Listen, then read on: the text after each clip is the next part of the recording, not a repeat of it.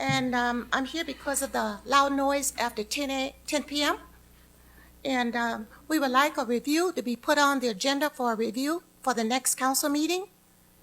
And I have a petition, and I have collected 50 signatures in support of that.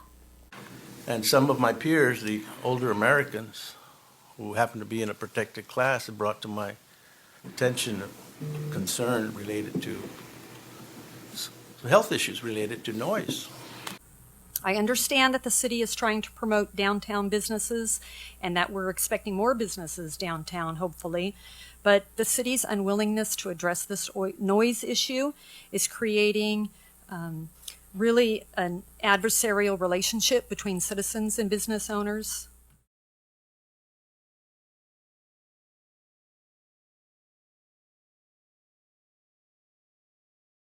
And all we got to do is figure out what that is and make it fit into our glove. I don't want those businesses to go. Sure. It does affect all of us a lot.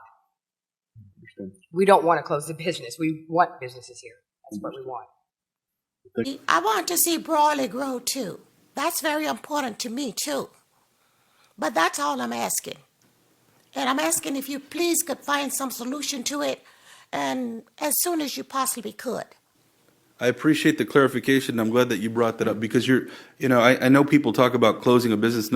You've never discussed that. You've never No, said that. I've never you, said you, to close you said no, business. absolutely No. not. And so you have just, your chief concern has been the sound level and Yes. after a particular time. So Yes. I appreciate very much that you Sure. came up here to say that.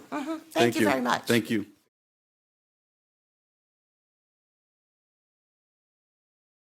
Mayor, Mondo, if you could bring up that one there. Thank you.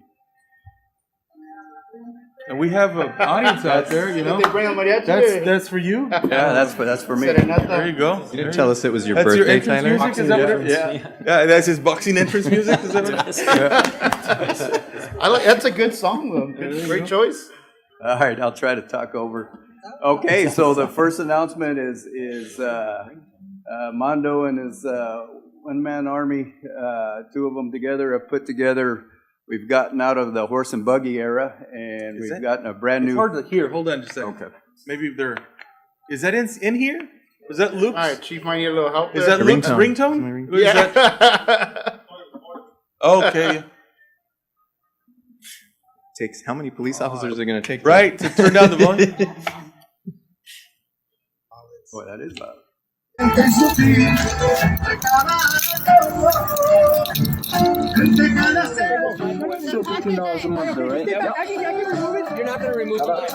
Hold on. Hold on. You're being detained right now. No. You're being detained right now. Oh, see, he cut that somebody. You see that?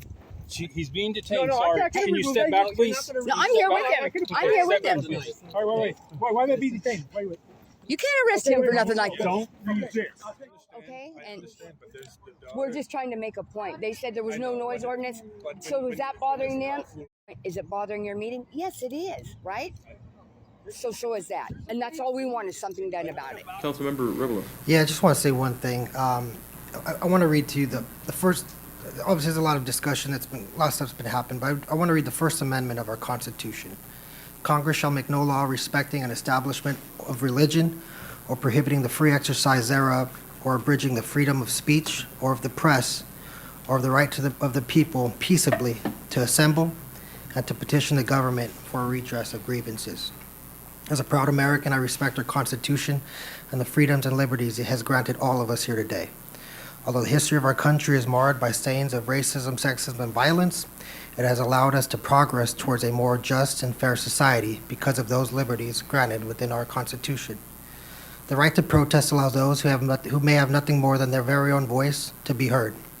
I think it's easy, and I know for me, to take for granted the influence and platforms that I've been allowed to have, but many do not have those same privileges. And so many are sometimes forced to resort to unconventional and nonviolent ways to have their message conveyed and their voices be heard. I'm referring to the last meeting where I attended, where an individual was detained for nonviolently protesting by playing music outside this building. I don't believe it was, or what was referred to as a terrorist approach, as that's a slippery slope associating something such as music with terrorism. And I know that wasn't the point that was trying to be conveyed, but words matter, especially when they come from government. And you only need to look at our Constitution that I just referenced on the importance and impact of government words. But it would be hypocritical of me to criticize someone for non-violently protesting and simply wanting their voice to be heard in an unconventional matter. For I may have been the one to pin a crosswalk in downtown. I may have tagged up the front of the building with messages to save jobs. I didn't, but I may have. All hypothetical, of course. But I do know what it's like to be frustrated and feeling not heard or respected, at least a perception, and just finding any way to get the attention of the powers that be. And please, don't take this as me not supporting our police department. Let me make it clear. I support our police department 100%, but as with everything, not blindly. I admit that I have no idea about the tough and real job that is policing, but when I think of the crime that the chief has shared with us, illegal guns, overdose deaths, gang violence, I struggle to see where music outside City Hall is a crime of that nature. The last thing I want is a perception that our police department serves as guard to the almighty and esteemed City Council, where we dare not be disturbed as we conduct our important business. And I say that because meeting disruptions are not uncommon, at least for me in my professional career, from the meetings and protests about mask mandates to even just recently the discussions regarding salaries. I've seen my fair share of meetings being disrupted by people simply wanting to be heard and acknowledged. But I've never seen anyone detained or issued a court date. And I'm sure there are some individuals that could have been charged with disturbing the peace. This issue and incident also speaks to the fragile nature between the city of Brawley, our community of Brawley, and our police department, in particular our east side and those who are struggling.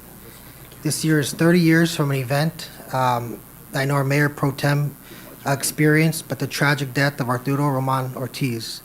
I'm not trying to reopen old wounds, but show the sensitive nature of the relationship between our community and PD. Much progress has been made since then, from our selection of our chief to the Explorers program to our new foundation to even homegrown officers within our city. But all it takes is one incident to go sideways for us to be back at square one with mistrust and the feeling that the train tracks that divide our city to continue to mean more than they should. Now back to the matter at hand, I do recall us agreeing and I thought committing to a workshop to address the concerns of the residents in downtown. At the very least, I hope we can meet that obligation for all parties to come to an understanding. Whether we place an ordinance or a simple handshake agreement or nothing at all, no one should be having to be in limbo on what is privately being done behind the scenes to address a public matter. Thank you. All right, thank you. Councilmember Wharton. Thank you, Mr. Mayor. Just to put a cap on last week.